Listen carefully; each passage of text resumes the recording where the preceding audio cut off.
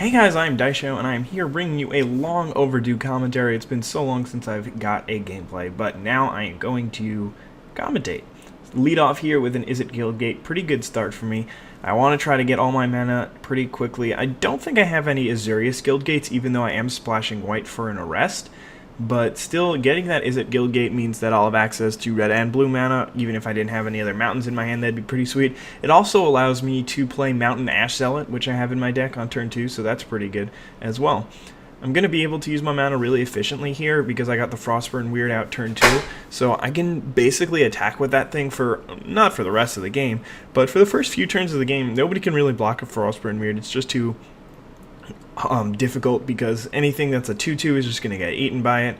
But he's going to play a Liam Sky Knight here, which again, it doesn't actually block the Frostburn Weird all too well, but it's definitely not something that I really want to deal with. Luckily for me, I have an Izzet Staticaster, which is such a good card in this matchup.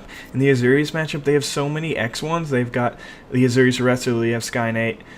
All these things are just super, super powerful. And I mean, well, Azurius Arrestor is not that powerful, and he's also got like Fairy Imposter, Tower Drake if they tap out. I mean, just all these cards that they don't want to lose to just a pinger.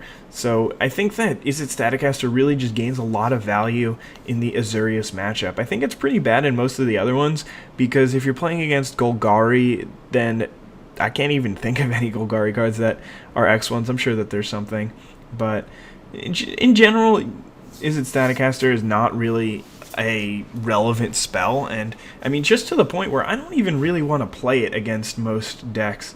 But I don't know. Anyway, here my opponent flashes in a Hussar Patrol, and that you might think, wow, that's really bad for you. Can't believe you walked right into that one. But I actually had a plan here, or not really a plan, but I did have a relevant play, which was to Street Spasm the Hussar Patrol, and then Izzet Staticaster it, since I've got the Goblin Electromancer out, the Street Spasm costs 1 list.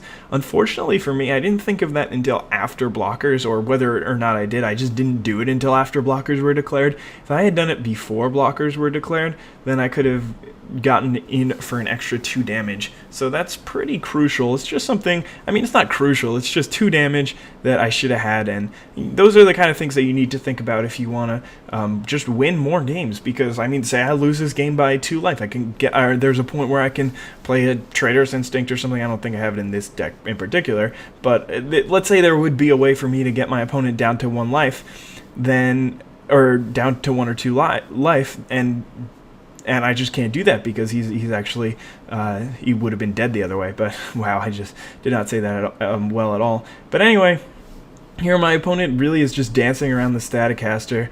I mean, he's got an Azurius Arrestor to detain my Frostburn Weird, and a Fairy Imposter to bounce it back to his hand, and then when I try and go to kill the Fairy Imposter, he is just going to bounce it back to his hand. So that means that he's got another with a Dramatic Rescue. So I mean, he had to use a Dramatic Rescue, and I'm still getting a lot of value out of this Staticaster. I mean, the fact that it's just tapping every turn is amazing, because generally in these the way that the Staticaster works is you just get it and it's sitting there for a while. It's not really doing much, and I don't know, it's just not too good. But anyway, he's going to play a Stealer of Secrets here. He's got a blue and a white up, and I'm not really sure what he could have. He could just not want to lose his Staticaster, or his Azurius Arrestor to the Staticaster at this point, and that's why he's not playing it. But either way, he's going to block my Goblin Electromancer with his Stealer of Secrets, and that's a fine trade for me. I don't really care too much about my Electromancer, and I'm fine trading with that Stealer, but he's got a Swift Justice, and that's a little annoying. I do end up getting in there with my Frostburn Weird for a bunch, which is actually pretty interesting, because I think he could have killed the Frostburn Weird there. If he had blocked, I would have pumped once to make it a 2-3, and then he could have Swift Justice, but maybe I would have figured out that something was a little bit strange in that situation, and I wouldn't have actually done that, and maybe I would have just been like, alright, they bounce, you take 4. But instead I do end up getting in for 6, but he gains 3 back, so it's a net loss of 3 damage there. Now here, I believe, is he's going to play the Azurius Arrestor. I could be wrong, but I do think that is the case. Anyway, the board is definitely favoring me. I'm not sure how many cards he's got in hand. That's way back towards his chest. But the board is definitely favoring me. I mean, we both got 2/2s, but I have this 0/3 that can block his Stealer of Secrets, which is pretty sweet. And I also have a 1/4 and a 2/2 that are putting pressure on him, and he really needs to come up with an answer to that, or, I mean, I'm just going to overrun him with the current board state. I've also got some good cards in hand. I have a White Source, and I have my Arrest in hand, so no matter what he plays, I can actually deal. Well, not anything. He can't play, like, Forest Rubbleback Rhino. I wouldn't be able to deal with that, I suppose, but, I mean, I could just block it.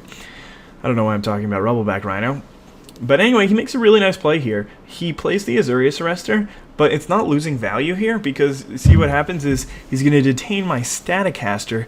Then, in order to gain value out of my Staticaster this turn, I have to shoot his Azurius Arrestor, and now he did succeed in tapping my Staticaster, and he can hit me for 2 and draw a card with that Stealer. So, I mean, Stealer of Secrets is just one of the best cards in the Azurius deck or the Izzet deck when you get it online. I mean, if you've got Bluster Squalls or Pursuit of Flights or something like that in the Izzet deck, or, I mean, I guess Bluster Squalls either way, some Detain spells, just any of these kind of things really work well with a Stealer, because you can just get in and start drawing cards. And, I mean, when that happens, as you guys were able to see in Game 2, if you're watching these back-to-back, then you'll realize that Stealer of Secrets was the reason he won that game. Other than the fact that I messed up a lot by not blocking it, I mean, just getting in and drawing all those extra cards just allowed him to keep detaining my Cobble Brute basically until the game ended. But anyway, that was definitely a positive turn for him. I mean, he did lose the Azurius Arrestor, but that Arrestor is not doing anything other than just it's just a 2-mana detain target creature for the rest of the game. So the fact that he was able to basically turn it into an inaction injunction because he got to draw a card off it was super good for him. So I'm just going to crack in with my Electromancer and my Frostburn Weird, and he's obviously not going to block since he's got nobody back. And I'm just going to hit him for 6, all the way down to 6. So that seems really good for me. Not exactly sure why he allowed me to do that, but definitely works. I could have alternatively played my Chaos Imps this turn, but I felt like just dealing with the board currently is the better strategy. If I play the Chaos Imps and then he's got a Supreme Verdict for me, then I'm just in a terrible shape, because presumably he's got a couple of more cards in hand. I know he's got at least the Fairy Imposter, which he bounced a while ago.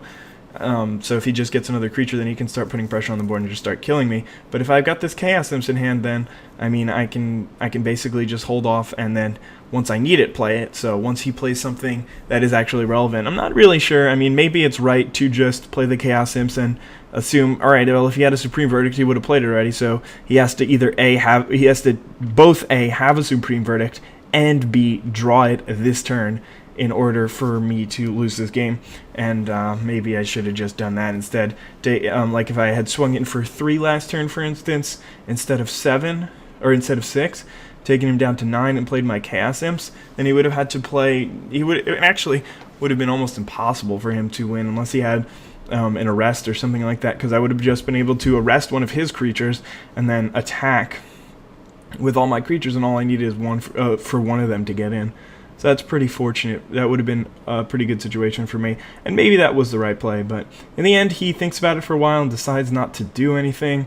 So I mean, I also have this feeling that maybe he's got a counterspell or something like that. So if I can play around a counterspell, I will, and right now I am doing so by just putting all my mana into my Frostburn Weird instead of into a Chaos Imp. So I guess, I mean, I think the most relevant thing that I had was the mana thing. But anyway, he's just gonna Tristani's Judgment away my Frostburn Weird, and that's really the only thing I could have had. And that just, I mean, that just, it doesn't justify my decision to do what I did, but it definitely helps with it, because now, I mean, there's no way I could have said, well, I know he has exactly 1 removal spell in hand, so I want to wait for to play this Chaos Imps until he gets rid of my Frostburn Weird. But the principle still applies. I basically forced him to deal with the position that I had on board, and in doing so, he used his removal spell, which means that now I can play my Chaos Imps. So, I mean, he still could have a counterspell, and if he does, then I'm in bad shape. But now we're really in the position where if I attack with my Goblin Electromancer, he can just trade, and then I have no more pressure. So, I mean, that's just basically the same thing as if he had played a Supreme Verdict a couple of turns ago. So I definitely want to play the Chaos Imps and add some pressure onto the board. right now. But currently it's his turn. He's thinking. I mean, he's probably got a lot of options. He's trying to figure, especially when I have this as a static caster, it definitely complicates the board state for him, because he has to decide whether or not it's worth it to, say if he's got two X1s in hand, whether or not it's worth it to play both of them so he can get one block in or something like that. Or maybe it's just like, does he try to attack? Maybe I won't block because I think he'll have a trick. I mean, that's unlikely because the Staticaster isn't doing me much good, or at least I don't think it's doing me much good. I don't really know what it's actually doing, just chilling there. But here I've got a Thought. I just drew a Thought Flare, and that is a sweet draw. I think I'm actually going to cast it here. I'm not 100% sure, but I want to get the value, or no, I'm just going to cast the Chaos Imps. But this definitely gives me a motivation to cast the Chaos Imps, because now I know that even if he does have a removal spell for my Chaos Imps, then I'm still not even dead, because I'm going to be able to draw 4 more cards, and hopefully in those cards I'll be able to find something that will help me to win this game. But I mean, with short of a bounce spell, a detain spell, or a wow, this actually sounds like a lot, because I know he has multiple Void Wielders, and he's got Azurius Wrestlers and Lee of Sky Knights and stuff, but short of those, or a removal spell, there's no way he can win this game. I mean, he's got to put up, what, like 2 flying blockers? I don't know if there are any flying blockers that would work here. I guess what he could have done is played a Tower Drake and then pumped its toughness 1, 2, 3, 4, 5 times to make it a 2/6 that would survive. That would allow him to survive a turn and get an extra draw step, but or he wouldn't even be able to pump it that many times, because that end step I would Izzet Staticaster it, and then anyway he decides to scoop it up, because that was really the game. So I hope you guys enjoyed and have a wonderful day. Bye.